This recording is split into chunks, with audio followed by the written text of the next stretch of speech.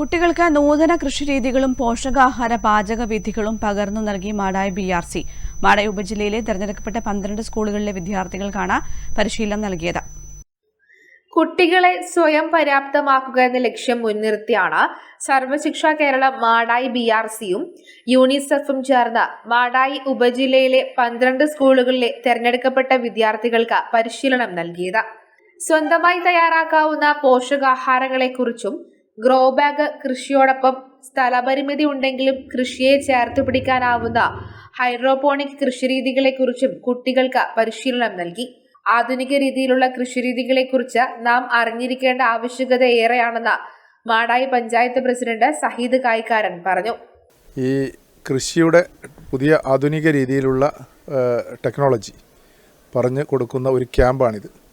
ഈ ക്യാമ്പിൻ്റെ പ്രത്യേകത കാരണം ആധുനിക രീതിയിലുള്ള പുതിയ ടെക്നോളജി ഉപയോഗിച്ച് ചുരുങ്ങിയ സ്ഥലത്ത് എങ്ങനെ കൃഷി പ്രോത്സാഹിപ്പിച്ചെടുക്കാം എന്നുള്ളതിനെക്കുറിച്ചാണ്. ഇപ്പോൾ നമുക്കറിയാം എല്ലാം ഏത് വിദ്യാഭ്യാസത്തിനായാലും ഏത് തൊഴിൽ മേഖലക്കായാലും ടെക്നോളജി ബേസ്ഡ് ആയിട്ടുള്ള ഒരു രീതിയാണ് ഇന്ന് നമുക്ക് വേണ്ടത്.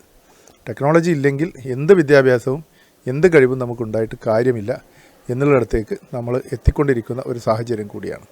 റെയ്ഡ്കോ ടെക്നിക്കൽ സൂപ്പർവൈസർ PK രവീന്ദ്രനാണ് ഹൈഡ്രോപോണിക് കൃഷിരീതിയെക്കുറിച്ച് ക്ലാസ് എടുത്തത്. പഠനത്തോടൊപ്പം ഇത്തരത്തിലുള്ള വ്യത്യസ്ത പരിശീലനമാണ് BRC നൽകി വരുന്നതെന്ന് അധ്യാപകർ പറഞ്ഞു. കൃഷിയുമായി ബന്ധപ്പെട്ടുള്ള ഒരു ക്ലാസ്സാണ് കൊടുത്തിട്ടുള്ളത്. അത് കുട്ടികൾ മണ്ണിലേക്ക് ഇറങ്ങി കൃഷി ചെയ്യുകയും പിന്നെ നമ്മുടെ നിലം ഒരുക്കി അവിടെ ചെടികൾ നട്ടു, പറങ്കിത്തൈ, വഴുതന അങ്ങനെയുള്ള തൈകൾ നട്ടു. പിന്നീട് ഗ്രോ ബാഗ്, അതായത് സ്ഥലം ഇല്ലാത്ത ഒരു കൃഷി രീതി കൂടി നമ്മൾ പരിചയപ്പെടുത്തുകയുണ്ടായി. പരിശീലനത്തിന്റെ സമാപന സമ്മേളനം മാടായി പഞ്ചായത്ത് പ്രസിഡന്റ് സഹീദ് കായ്ക്കാരൻ ഉദ്ഘാടനം ചെയ്തു. മാടായി AEO P രാജൻ അധ്യക്ഷത വഹിച്ചു.